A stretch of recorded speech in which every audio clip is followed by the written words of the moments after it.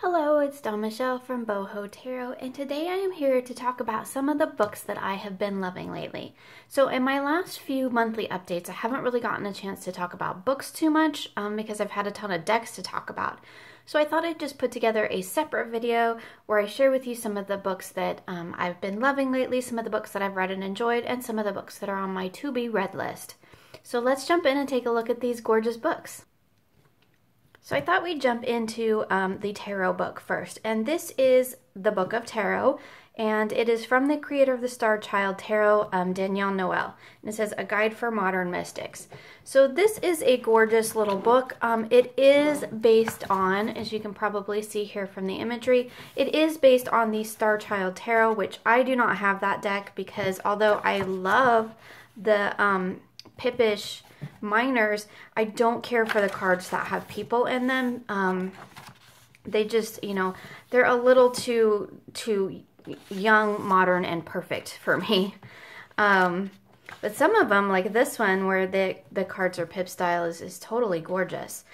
Anyway, this book I purchased because after working with the Moonchild, I really liked Danielle's take on the tarot, and I saw that she had this book out, and that's one of the reasons why I kind of went back and forth about the Star Child, because I wanted a book about it, but I didn't necessarily want the deck. So this was perfect because I was able to get the book and not have to really spring for the deck. I mean, look at that card. That one's gorgeous. Anyway, so this is a beautiful book. It is full color.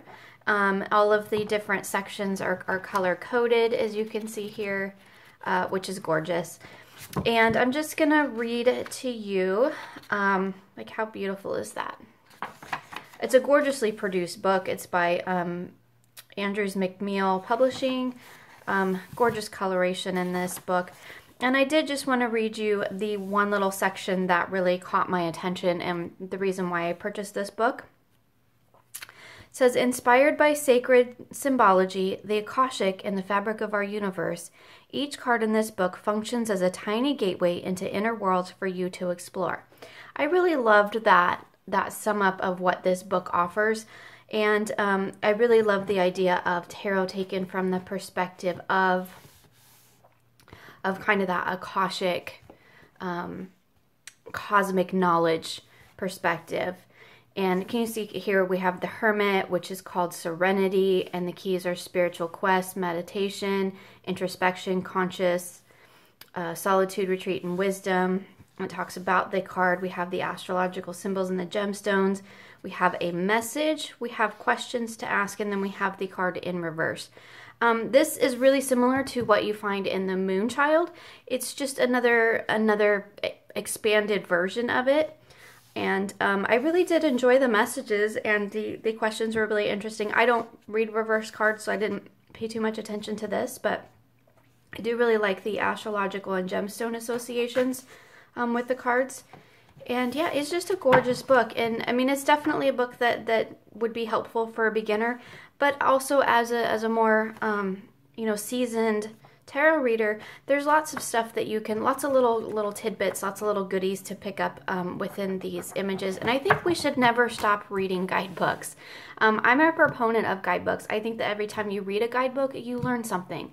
Even if you've been reading tarot for 20 years, every person who writes a guidebook has a little bit different take on the tarot. And just me personally, but I pick up nuggets of wisdom every time I read a guidebook, whether it's a book like this or a guidebook that comes with a deck.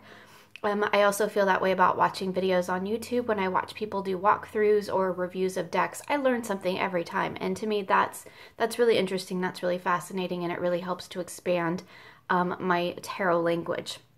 So this was a book that I read, I really enjoyed. It's a gorgeously produced book. So that is the Book of Tarot by Danielle Noel. So the next book that I read was The 12 Faces of the Goddess, and it says Transform Your Life with Astrology, Magic, and the Sacred Divine, and it's by Danielle Blackwood. This is a book that was really interesting. It has a beginning part, which is kind of like a primer for astrology, which I really appreciated because I have a very base understanding of astrology. And then the bulk of the book is actually every sign included, and we have about the sign, and it is from a very feminine point of view, but I don't think that really limits you. I think that because we all have masculine and feminine within us, I think that anybody could get something out of this book. But so you can see here for the Aquarius, we have the Aquarius woman, guiding goddess archetype, and some path working, some rituals, and some correspondences.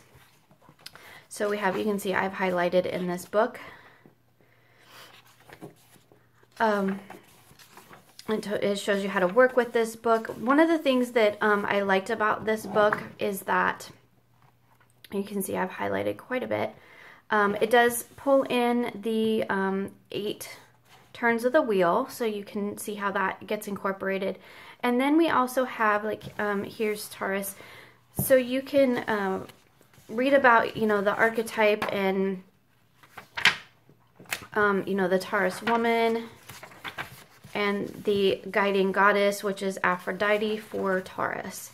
And then it goes into path working, which is something that I really enjoy. Some rituals, a dedication ceremony, a couple of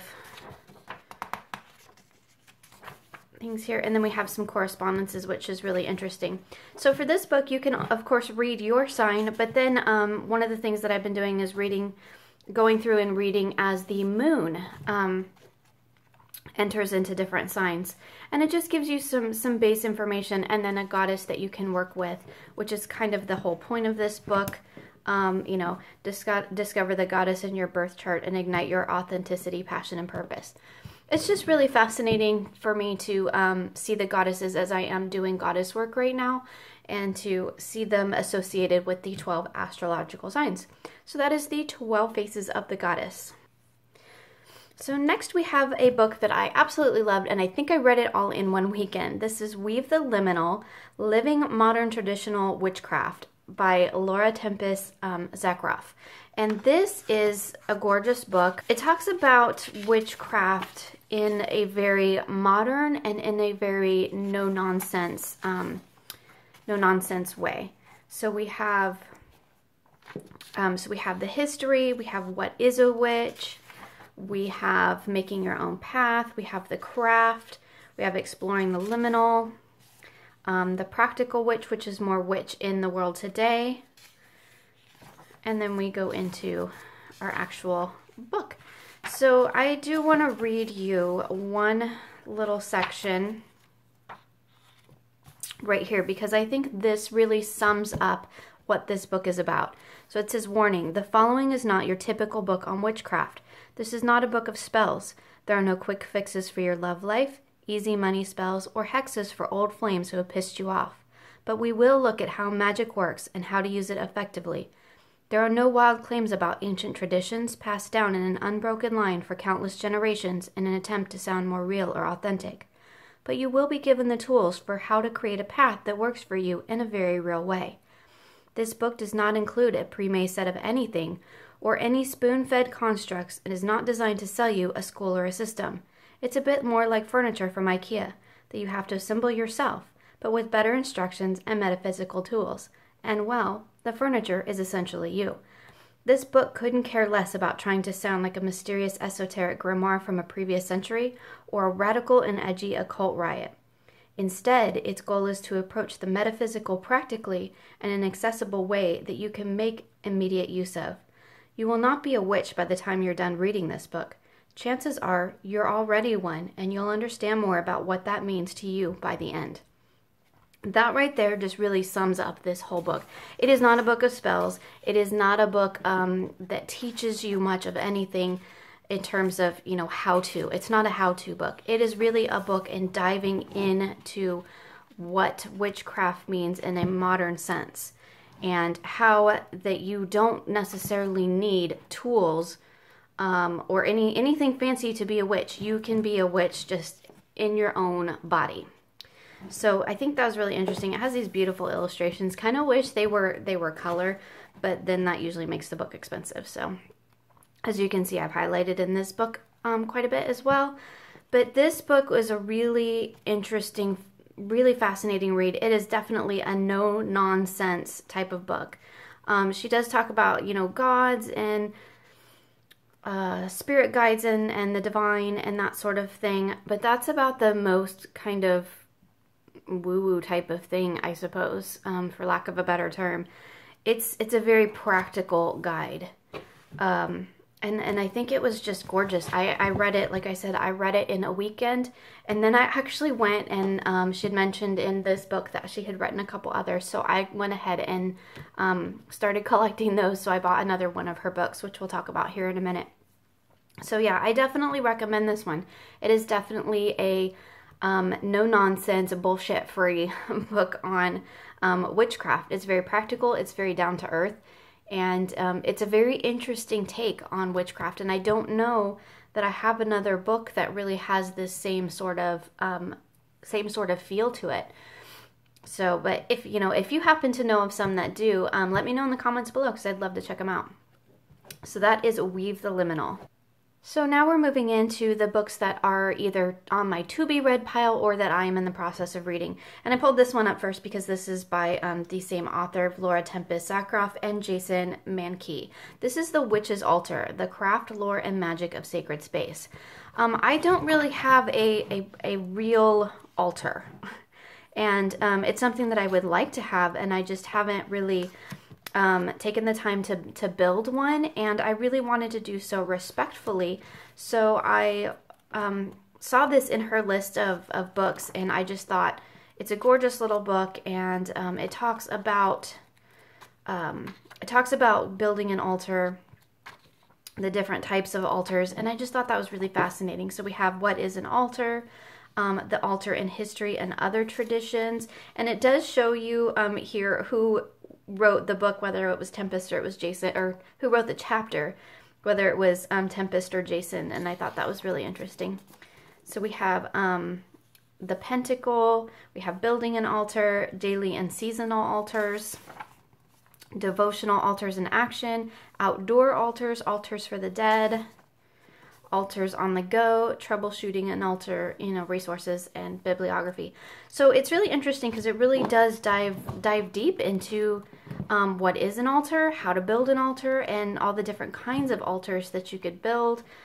It has just all kinds of correspondences in it. So I haven't actually dug into this one yet. I've only flipped through it, but I'm really excited to read this one and then hopefully put together my own altar. So it says, may this altar serve as a home to the powers I serve and the tools that serve me. So mote it be. It's just beautiful. So I'm really looking forward to digging into this one. So that is The Witch's Altar.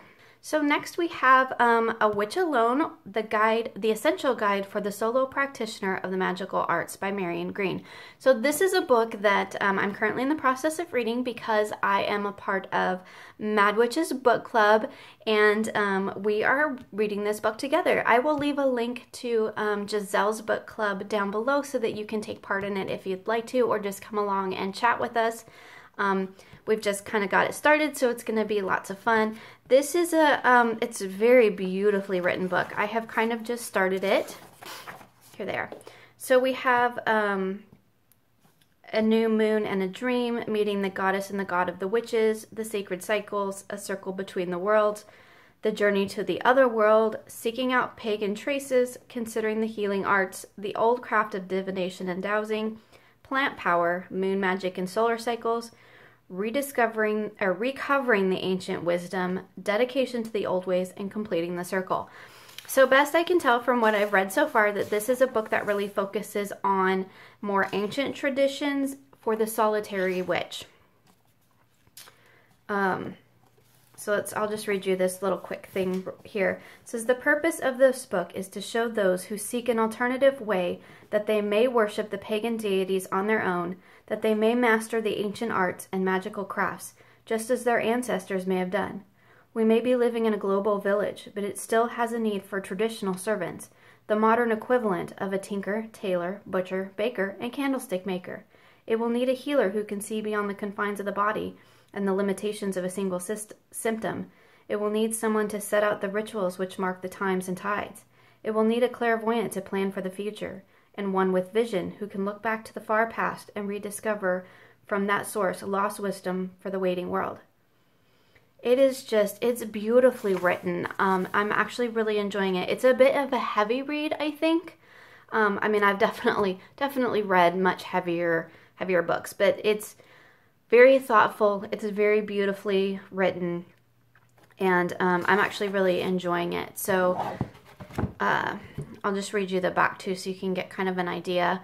Many witches do not belong to covens, but follow a different solo branch of our magical heritage. The path of the storybook wizard, the wise woman, the hermit, the folk healer, the druid, or the shaman. Working alone, they connect deeply with nature, talk to the trees, follow the patterns of the sun and moon, and feel the changing energies of the year's turning cycle. Anyone can learn something of their magical powers. The ancient arts and spells are there to be rediscovered, given patience, common sense, and a longing to know. You can heal yourself, gain peace from stress, and find ways of coping with the turmoils of modern life. You can also do good for others to heal with herbs, see into the future, and recover the treasures of wisdom from the past. A witch alone shows you where to start. So this is just a gorgeous book. It's beautifully written. Like I said, I'm reading it as a part of Mad Witch's Book Club. Again, I will leave a link below, but it's definitely one that I am enjoying, and it's got this gorgeous cover. Love the cover of this book. So that is A Witch Alone. Next, we have another tarot book that I haven't actually read through yet. I've only kind of flipped through it, and it is Tarot Elements, 5 Readings to Reset Your Life by Melissa Sanova. So this is a book that has, maybe I should read the back first. I'll just read a little bit here. Tarot Elements shows you how to use the 5 elements to focus on one aspect of a problem at a time and resolve the tangled issues that are holding you back. The earth reading is about home, air is about mind, fire is about body, and water is about heart. The spirit reading is about your soul and your spiritual practice. With hands-on experience, sample readings, and fascinating insights, this book invites you to pick up your cards and begin the process of transformation. So I really like the idea of tying in the elemental aspects. I have not, like I said, I've not started this. So we have, she talks about how elemental readings work, how to read tarot cards in case you're new. I think that's nice that she includes that just in case. Then we have our elements here. We have the earth, a reading to shelter you, air, a reading to help you breathe, fire, a reading to light the way, water, a reading to help you float, and spirit, a reading to bring you connection. Then she has additional spreads for clarity and a section on self-care. So this, from my understanding, really is, I love this. Earth is our home, air is our mind, fire is our body, water is our heart, and spirit is our soul. I kind of tend to see earth as body and fire as our passion and our will. But, you know, I can work with this too. So anyway, she has a bunch of different readings in here. So here's the earth reading. So she talks a lot about the reading. Here's an actual reading. And then she goes into, she does a reading, a sample reading, then she has an interpretation of it. So I think that's really great if you're still learning. I think there's a lot that can probably be gained from that. There are different exercises, some sort of more like, you know, ritual type things, which I think is beautiful. As she has resources, different things that you can do outside of tarot, which is lovely. So yeah, it's just really interesting. I haven't really dug into this yet. She does have at the back here a whole another section on card meanings, and I'm assuming that these are going to relate to the contents of this book, so meanings that particularly relate to the context, or interpretations, I guess I should say. But I'm interested to read those because like I said earlier, I do like to read different interpretations of cards and guidebooks and things like that. So yeah, I know this is the same author as the Kitchen Table Tarot. I have not read that one yet, but I have heard good things about it, so I might pick it up at some point. So that is Tarot Elements. Okay, next we have another book that is on my to-be-read pile. I did kind of start this one. This is Messages from Spirit. The Extraordinary Power of Oracles, Omens, and Signs by Colette Baron-Reid. Now, this book was actually a gift from a friend. And it's not probably necessarily a book I would have bought for myself, but it has been sort of interesting reading. So she has the first part is kind of true encounters with spirit, where she really talks about, you know, her Colette Baron-Reid's experiences with spirit, and then she has, you know, different types of messengers and oracles. There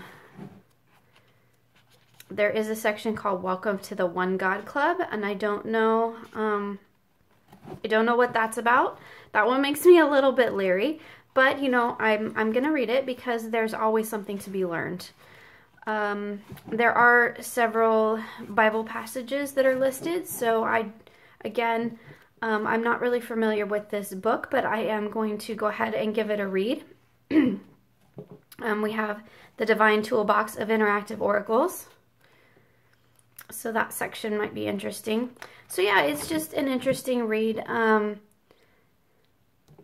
It says it, by exploring ancient methods of connecting to the divine in a modern context, renowned intuitive counselor and best-selling author Colette Baron-Reid shows you magical, fun, and practical methods that will enable you to delve into your own dialogue with spirit.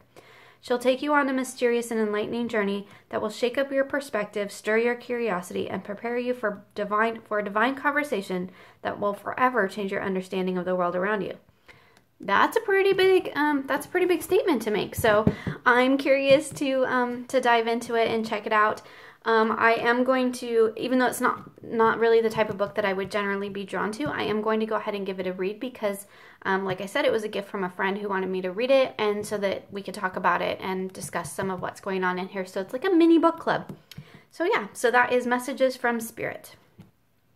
And the last book that I want to show you and talk about today is The Seasonal Soul, A Mystic's Guide to Inner Transformation by Lauren Aletta.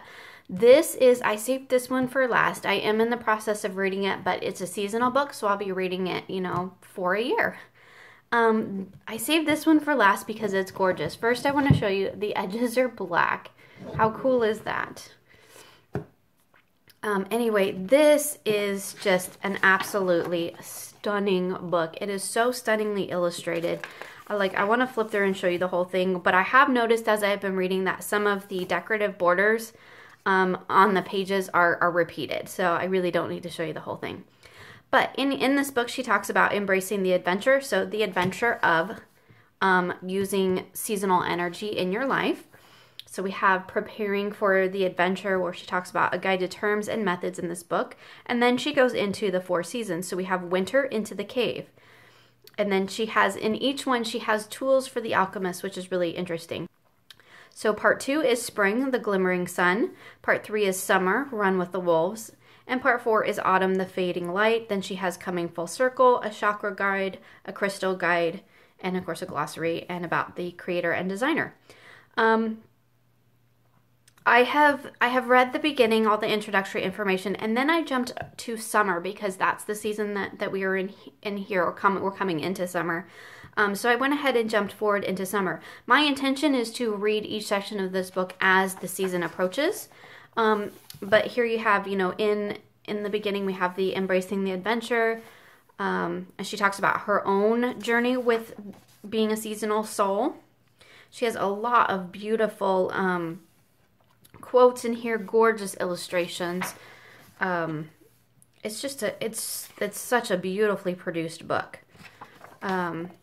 So she has tools for the alchemist, you know, leading with intuition, human self and soul self. She talks about the different aspects of ourselves, who you are and your unique vibrations. But really, I mean, like here's the seasons and cycle of growth, where she goes through each one and the growth that comes from that.